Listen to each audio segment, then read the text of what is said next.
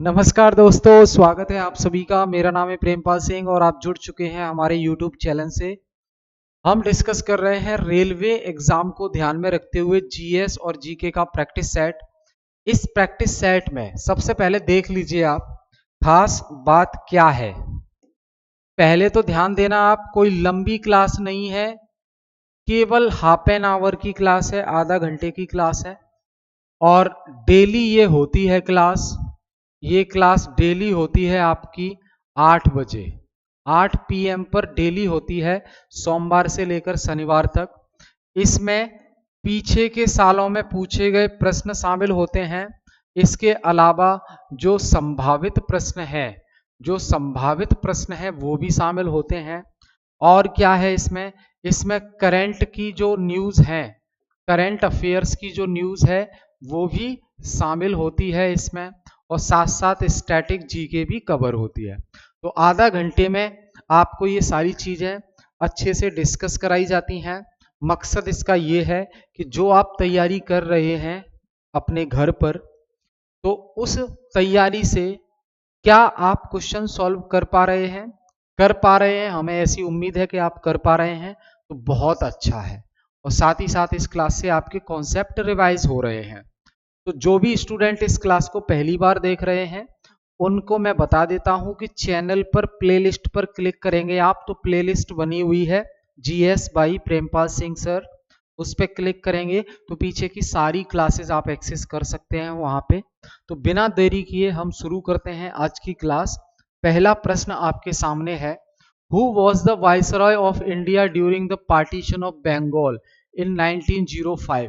1905 में जो बंगाल का पार्टीशन है उस समय पर वायसराय कौन थे, ये आपको बताना है। तो Lord Curzon, Lord Ripon, Lord Canning और लॉर्ड मिंटो। तो ध्यान रखना, वायसराय हैं लॉर्ड कर्जन। कौन है?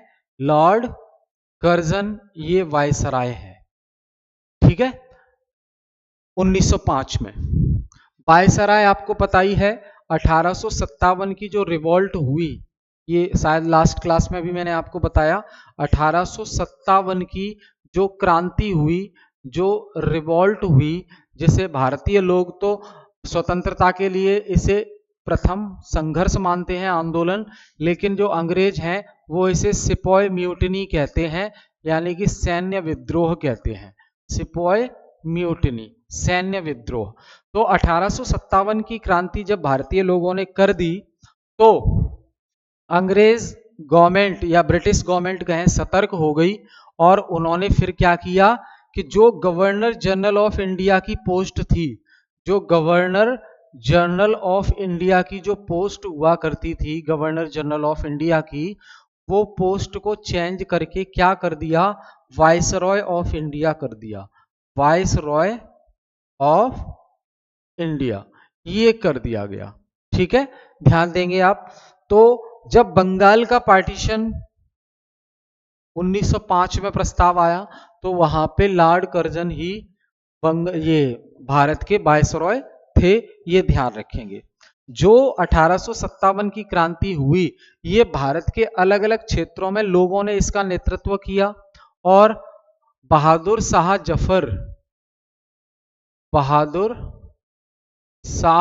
जफर सेकंड, इसने दिल्ली से मोर्चा संभाला।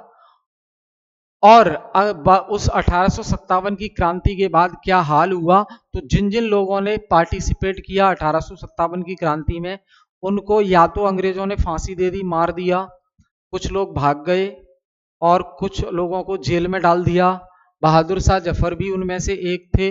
बहादुर शाह जफर की उम्र काफी थी, तो उन्हें रंगून जेल में भेज दिया गया, रंगून जेल में भेज दिया, और वहीं पर उनकी नेचुरल डेथ हो जाती है। ठीक है, ध्यान रखेंगे इसको। आगे प्रश्न देखिए, in which year was the Indian National Congress founded. बड़ा आसान सवाल है। तो 1885 में भारतीय राष्ट्रीय कांग्रेस की स्थापना होती है। 1885 में भारतीय राष्ट्रीय कांग्रेस की स्थापना होती है। ध्यान देंगे, भारतीय राष्ट्रीय कांग्रेस की स्थापना होती है और किसके द्वारा होती है? तो सर A.O. ह्यूम के द्वारा। किसने की? A.O. ह्यूम। A.O. ह्यूम ने कांग्रेस की स्थापना की। ठीक है। महिला पहली, जब कांग्रेस के अधिवेशन हुए, कांग्रेस के अधिवेशन हुए, सेशंस हुए, तो उन अधिवेशंस में पहली महिला अध्यक्ष कौन बनी? पहली महिला अध्यक्ष, कांग्रेस अधिवेशन की पहली महिला अध्यक्ष कौन बनी? सरोजनी नायडू। सॉरी, यहां पे ध्यान देंगे आप, अगर आपसे पूछा जाए कि पहली भारतीय महिला अध्यक्ष कौन बनी, पहली भारतीय महिला अध्यक्ष कौन बनी, तो वो नाम आ जाएगा सरोजनी नायडू।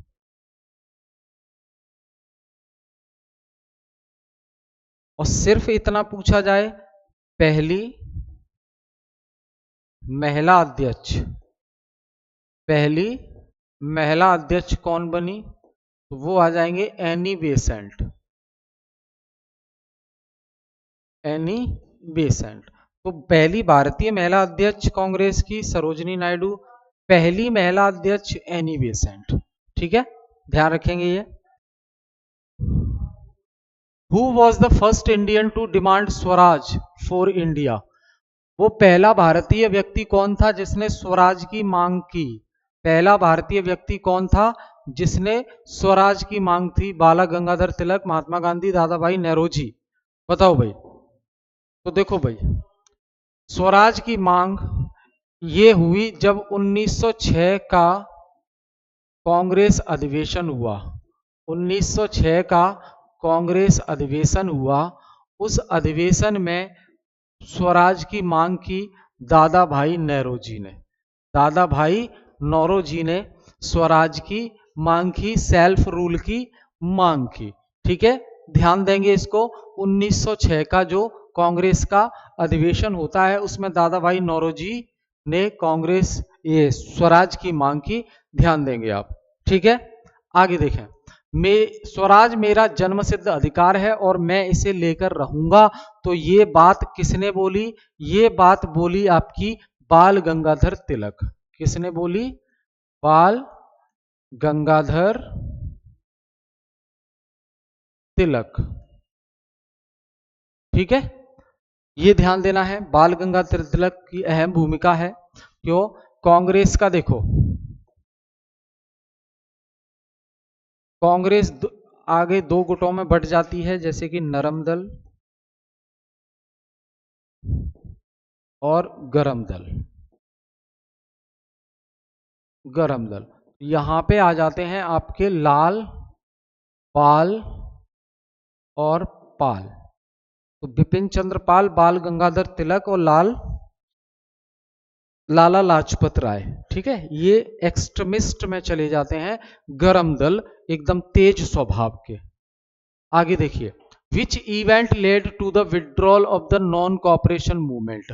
वो कौन सी घटना थी जिसकी वजह से असहयोग आंदोलन वापस ले लिया गया?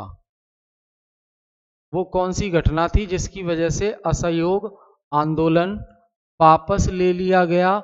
महात्मा गांधी के द्वारा। असहयोग आंदोलन वापस ले लिया गया महात्मा गांधी के द्वारा। तो ये घटना आपको अच्छे से पता है, 1922 में हुई। ये घटना 1922 में होती है, चोरी चोरा की इंसिडेंट। कौन सी? चोरी चोरा की घटना, ये 1922 में होती है। अब क्या हुआ देखो, गांधी जी ने असहयोग आंदोलन, नॉन कॉपरेशन मूवमेंट शुरू किया था ये कहकर कि हम कोई हिंसा नहीं करेंगे, हम कोई हिंसा नहीं करेंगे। ये कहकर गांधी जी ने असहयोग आंदोलन यानी कि नॉन कॉपरेशन मूवमेंट, NCM, असहयोग आंदोलन शुरू कर दिया 1922 में। मतलब असहयोग आंदोलन शुरू कर दिया, लेकिन 1922 में ही क्या होता है, एक चोरी चोरा नाम की जगह है, चोरी चोरा नाम की जगह पर एक पुलिस स्टेशन, उस पुलिस स्टेशन में जो कर्मचारी थे, कर्मचारी, तो उस पुलिस स्टेशन को जला दिया जाता है गांधी जी के सपोर्टर्स के द्वारा और कर्मचारी मारे जाते हैं उसमें। तो इसीलिए फिर जो प्रण लिया था गांधी जी ने कि हिंसा नहीं करेंगे, तो उनके साथ वालों ने हिंसा कर दी। इसको ध्यान में रखते हुए गांधी जी निराश हो गए और उन्होंने कहा कि इस आंदोलन को शुरू करना मेरी सबसे बड़ी भूल थी। तो फिर उन्होंने ये आंदोलन वापस ले लिया, नॉन कोऑपरेशन मूवमेंट।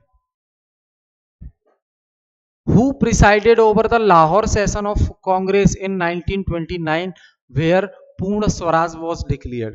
1929 का जो कांग्रेस का लाहौर सेशन होता है, लाहौर अधिवेशन होता है, जिसमें पूर्ण स्वराज की मांग रखी गई, उसका चेयरमैन कौन था? उसका चेयरमैन कौन था? तो खुद जवाहरलाल नेहरू थे। कौन थे? जवाहरलाल नेहरू। ये कांग्रेस का जो लाहौर सेशन हुआ था 1929 में, उसमें जवाहरलाल नेहरू प्रेसिडेंट थे और वहां पर पूर्ण स्वराज का प्रस्ताव पास किया गया। तो जवाहरलाल नेहरू का नाम आपको याद रखना है, ठीक है। अब इनसे रिलेटेड एक और फैक्ट देख लो। जवाहरलाल नेहरू के द्वारा लिखी गई ये किताब है जो एग्जाम में पूछी जाती है, discovery of India, discovery of India, यानी कि भारत एक खोज, भारत एक खोज, ये जवाहरलाल नेहरू की किताब है। उसके बाद और देखो, जब संविधान सभा बनी, आगे जब संविधान सभा बनी, तो संविधान सभा के तहत बहुत सारी समिति का गठन हुआ। तो उसी में से एक समिति थी union power committee, union power committee. इसके अध्यक्ष जवाहरलाल नेहरू थे। इसके अध्यक्ष कौन थे? जवाहरलाल नेहरू, ठीक है। इतना याद रखेंगे, बहुत बढ़िया। आगे देखें, who was the founder of Indian home rule league? Indian home rule league का फाउंडर कौन था? एनी बेसेंट, बाल गंगाधर तिलक, बोथ, या लाला लाजपत राय? तो देखो भाई, 1916 में क्या होता है? 1916 में देखो, एनी बेसेंट और बीजी तिलक, 27वें का क्या होगा? 1916 में ये होता है कि सेल्फ रूल का प्रस्ताव, promotion of self rule in India, promotion of self rule, promotion of self rule in India, ये 1916 में होता है। और इंडियन होम रूल लीग इसीलिए बनाई गई थी सेल्फ रूल इंडिया में प्रमोट करने के लिए। तो उसके संस्थापक एनी बेसेंट और बाल गंगाधर तिलक कौन हो जाएंगे? एनी बेसेंट और बाल गंगाधर तिलक, यानी कि बोथ ए एंड बी, ठीक है, ध्यान रखेंगे। आगे, who was the leader of the revolt of 1857 इन कानपुर? जब 1857 की क्रांति हुई, जब 1857 की क्रांति हुई, तो 1857 की क्रांति कहां से शुरू होती है? ये मेरठ कैंट से शुरू होती है, मेरठ से शुरू होती है 1857 की क्रांति। हालांकि मंगल पांडे का जो केस है वो पहले हो जाता है, मेरठ से शुरू होती है एक्चुअल में 1857 की क्रांति। तात्कालिक कारण क्या थे? तात्कालिक कारण क्या थे? तो चर्बी वाले कारतूस, चर्बी वाले कारतूस। तो एनफील्ड नाम की राइफल थी, उसमें चर्बी वाले कारतूस को मुंह से छीलकर उसमें डालना होता था। तो इसको लेकर जो है विवाद हुआ। क्यों? क्योंकि ये चर्बी वाले जो कारतूस थे, तो इसमें चर्बी किसकी थी? इसमें चर्बी थी सुअर की और गाय की। इस चर्बी वाले कारतूस को मुंह से छीलना लोग अपना धर्म भ्रष्ट मान रहे थे। मुस्लिम की भावना को भी ठेस पहुंची, हिंदू की भावना को भी ठेस पहुंची, इसलिए ये तात्कालिक कारण बना चर्बी वाले कारतूस। मेरठ से इसकी शुरुआत हो जाती है, धीरे धीरे ये पूरे भारत में फैल जाती है और दिल्ली तक भी आ जाती है, दिल्ली तक आ जाती है। और दिल्ली में बहादुर शाह जफर सेकंड, बहादुर शाह जफर सेकंड जो कि अंतिम रूलर थे, ये लीड करते हैं दिल्ली से। इनके पुत्रों को मार दिया जाता है और इनकी उम्र बहुत ज्यादा थी तो इन्हें रंगून जेल बर्मा में भेज दिया जाता है, यहां इनकी मृत्यु हो जाती है। ठीक है भाई, तो ध्यान रखेंगे। कानपुर में नेतृत्व किसने किया? रानी लक्ष्मीबाई, नाना साहेब तांत्या टोपे और बेगम हजरत महल। ठीक है, तो यहां पे नाना साहेब थे। कौन थे? नाना साहेब, और उनका सपोर्ट किया था तांत्या टोपे ने। ठीक है, तो ध्यान रखेंगे, इसका आंसर हो जाएगा नाना साहेब, नाना साहेब, और इनका सपोर्ट किया था तांत्या टोपे ने, तांत्या टोपे ने। बेगम हजरत महल की बात करें तो बेगम हजरत महल लखनऊ से नेतृत्व कर रही थी और बाद में फिर नेपाल भाग जाती हैं ये। ठीक है, रानी लक्ष्मीबाई की बात करें तो ये झांसी और ग्वालियर से भी लीड कर रही थी, झांसी और ग्वालियर। ठीक है, ध्यान रखेंगे। बाद में फिर इनकी खबर दे देते हैं सिंधिया फैमिली और इनको मार दिया जाता है। What is the primary objective of प्रधानमंत्री वन बंधु कल्याण योजना? प्रधानमंत्री वन बंधु कल्याण योजना जो है, इसका प्राथमिक उद्देश्य क्या है? इसका प्राथमिक उद्देश्य क्या है? तो ध्यान रखना, प्रधानमंत्री वन बंधु कल्याण योजना, वन बंधु यानी कि वन में रहने वाले लोगों के कल्याण के लिए ये योजना है। तो ध्यान रखना, जो जनजातीय समुदाय है, जनजातीय समुदाय यानी कि ट्राइबल कम्युनिटी, तो जनजातीय समुदाय को एम्पावर करने के लिए, सशक्त बनाने के लिए, सशक्त बनाने के लिए ये योजना थी, सशक्त बनाने के लिए ये योजना थी। तो ए आंसर इसका सही हो जाएगा। 28 अक्टूबर 2014 को लॉन्च किया गया इस स्कीम को। कब लॉन्च हुई? तो 28 अक्टूबर 2014, 28 अक्टूबर 2014 को ये स्कीम लॉन्च होती है, to empower tribal communities in India. Dead Sea which was seen in the news is located between which two countries? Dead Sea, मृत सागर किन दो देशों के बीच में है? मृत सागर किन दो देशों के बीच में है? मृत सागर किन दो देशों के बीच में है? तो इजराइल और जॉर्डन। ये जॉर्डन है आपका, ये इजराइल है, इन दो देशों के बीच में ये देख पा रहे हैं आप डेड सी, नमक ही नमक है। ठीक है, सॉल्टेड वाटर, तो इसे डेड सी बोला है। ठीक है, तो आंसर हो जाएगा इजराइल और जॉर्डन, इन दो देशों के बीच में ये डेड सी है। आगे देखा, हाल ही में सरकार द्वारा चावल मिल मालिकों को शिकायतों के समाधान के लिए लॉन्च किए गए मोबाइल एप्लीकेशन का नाम क्या है? जो चावल मिल के मालिक हैं, जो चावल मिल के मालिक हैं, उनकी शिकायतों के समाधान के लिए सरकार ने एक मोबाइल लॉन्च की है, वो कौन सी है? तो वो है FCI transparency, FCI transparency app. ठीक है, ये चावल मिल के जो मालिक हैं उनकी शिकायतों के समाधान के लिए ये एप्लीकेशन लॉन्च की गई है, ये ध्यान रखना है आपको। ठीक, आगे, गोटी कोया जनजातियां मुख्य रूप से किन राज्यों में निवास करती है? तो जनजाति का नाम क्या है? गोटी कोया जनजाति। क्या नाम है? गोटी कोया जनजाति, गोटी कोया जनजाति। ठीक है, तो ये मुख्यतः कहां निवास करती है? तो ये निवास करती है आपकी, देखो ध्यान रखेंगे, एक तो तेलंगाना में है, तेलंगाना में निवास करती है ये गोटी कोया जनजाति। उसके बाद आंध्र प्रदेश में है, आंध्र प्रदेश में निवास करती है, और फिर छत्तीसगढ़ में है, और लास्ट उड़ीसा में है। तो यहाँ पे गोटी कोया जनजाति, नाम याद रखेंगे, गोटी कोया जनजाति यहाँ निवास करती है।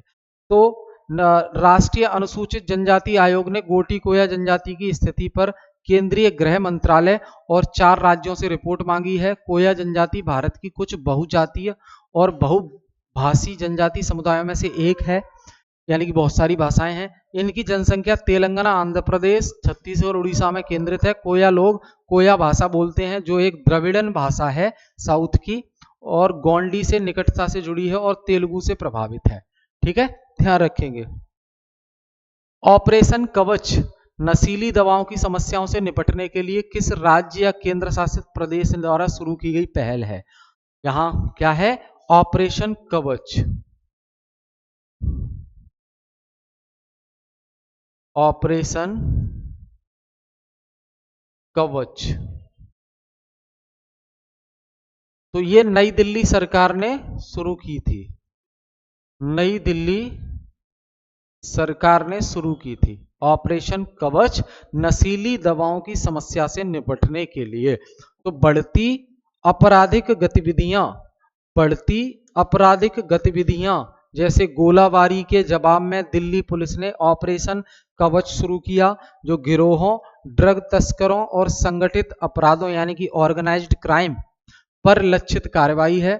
मई 2023 में दिल्ली पुलिस द्वारा शुरू किया गया ऑपरेशन कवच दिल्ली में बढ़ते ड्रग तस्करी और दुरुपयोग को लक्षित करता है। यह राजधानी में सुरक्षा बढ़ाने और नशीली दवाओं से संबंधित मुद्दों से निपटने के लिए एक व्यापक पहल है। ठीक है, ये ध्यान रखना है आपको।